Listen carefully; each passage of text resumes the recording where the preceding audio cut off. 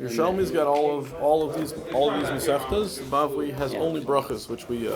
I've got it actually at home about the Yerushalmi for the beginning. Well, you think the Bavli's hard to read? The Yerushalmi's even harder.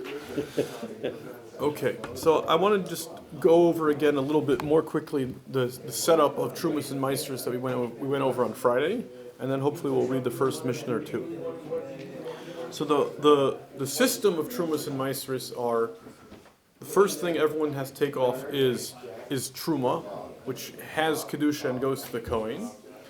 That everybody took off because since it has Kedusha, it's very everyone treated it very strictly. You have to move up. And everyone treated it very strictly, so that there was no concern. Everyone definitely took that off. That wasn't a problem. That we're not going to talk about much in this Masechta. The problem was the next level. The next level is Ma'aser. Ma'aser is a lot of money. It's 10% of the crop. And once you separate it, it doesn't have any Kedusha. Anybody can eat it. So of that, there was a bit of a laxity amongst the less religious segment of the population. So that there was, the majority of people did separate it, but they made the Rabbanan made essentially a class system where they said we'll have the Chaverim, the people who are very meticulous, but everything they do, them we're going to trust about everything. The regular people, we're not going to be so fast. So if a more meticulous person buys for them, he should separate Ma'aser himself, which is not such a big deal because he'll separate the 10%. But now it would just become a monetary discussion as to does this money belong to me or to the Levi? So I'll keep it for myself unless the Levi can prove it's his, which he can't. And then but there is Trumas Ma'aser because the Levi has to give 1/10 of his tenth, so 1/100th of the total to the Kohen. Again, there's not so much money, so the Chaver will take 1% of what he purchases and give it to the Kohen. The other thing that gets a little bit iffy is Ma'aser Sheni, that in the first, second, fourth, and fifth years of the Shemitah cycle, it's a 7-year cycle. So year 7 is Shemitah, nothing's happening. Years 1 and 2 are Ma'aser Sheni. Year 3 is Ma'aser Ani. Year 4 and 5 again is Ma'aser Sheni. Year 6 is Ma'aser Ani. So Ma'aser Ani again is going to be the same setup as Ma'aser Sheni, as Ma'aser. It's just a monetary obligation to give to the Levi. So I'll separate it, and if the poor person can prove the person I bought from didn't give Ma'aser, then I'll have to give it to them, since he can't, I'll be able to keep it. The Ma'aser Sheni, though, has to be eaten in Yerushalayim, so that I will have to redeem onto money, and take that money to Yerushalayim and eat it there.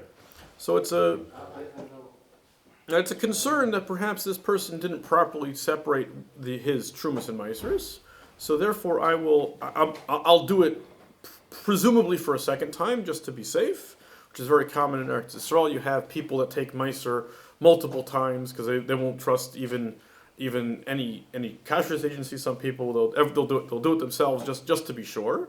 And again, it's not such a big deal because you're talking about 1% going to the Kohen, and the Ma'aser Sheni you have to redeem it and cost some money, but it's not such a big deal. Okay, the first Mishnah begins in a kind of a funny place, really.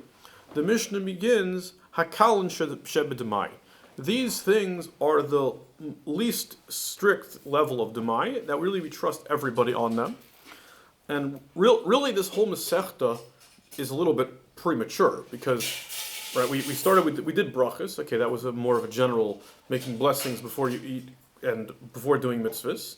Then we went to Peah, which is like the first thing that happens as you're harvesting your field already. There's obligations to leave the corner for the poor, or what falls, the leket and the shidduch you have to allow the poor to take.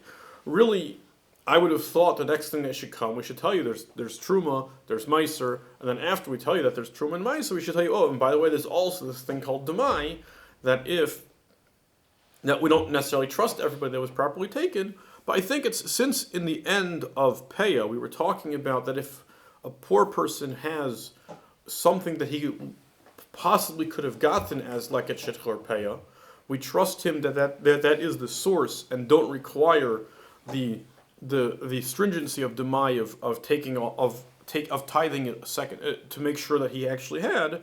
So I think that's the connection that we lead into demai. So which is why we lead into Demai where you don't have to worry about it, because that's what we were talking about in the end of Peah. Okay, so then the Mishnah lists some things that that are more lenient by Demai. A list of different shisin. Okay, this is part of the struggle of Zerayim in general, is trying to translate plant names of unfamiliar Hebrew words to sometimes unfamiliar English words. So shisin are some sort of wild date variety.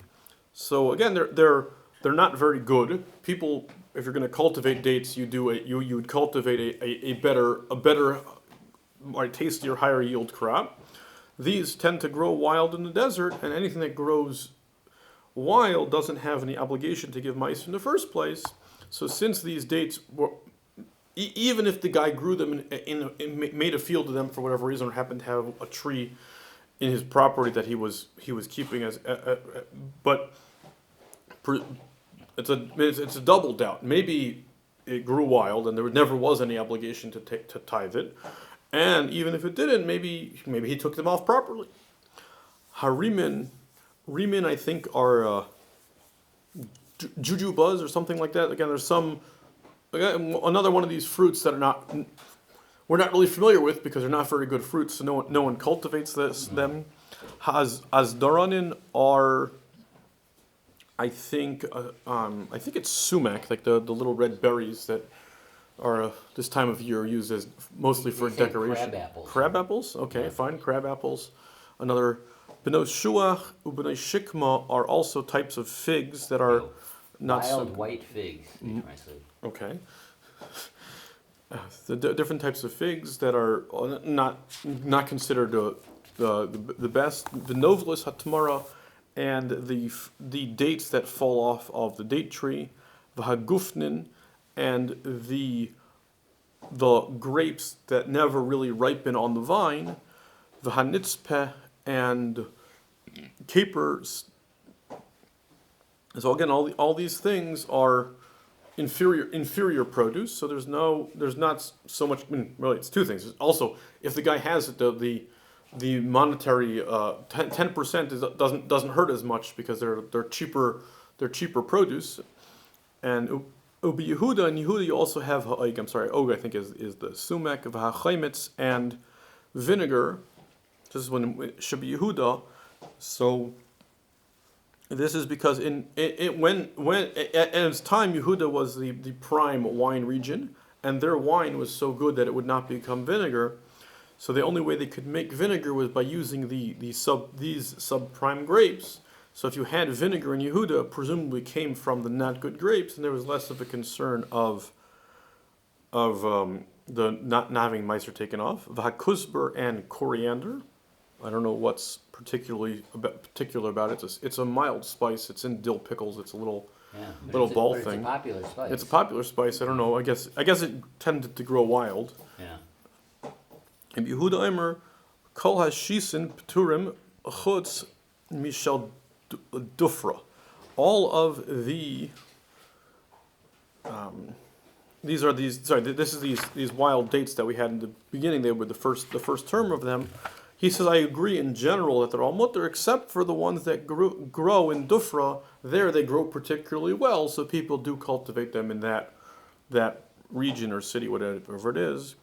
And again, the second term, Kol HaRimin, all of the Rimin are term Chutz Mi Rimi Shikmaina. Again, in that particular region, these fruits do particularly well, and people would cultivate them. And Kol B'nai Shikma P'turim, also all these inferior figs are exempt. Chutz Mi Simt Tuftas, or however you pronounce it, which is the ones that ripen so much that they pop, that those actually have a real sweetness to them, and those are considered a valuable crop.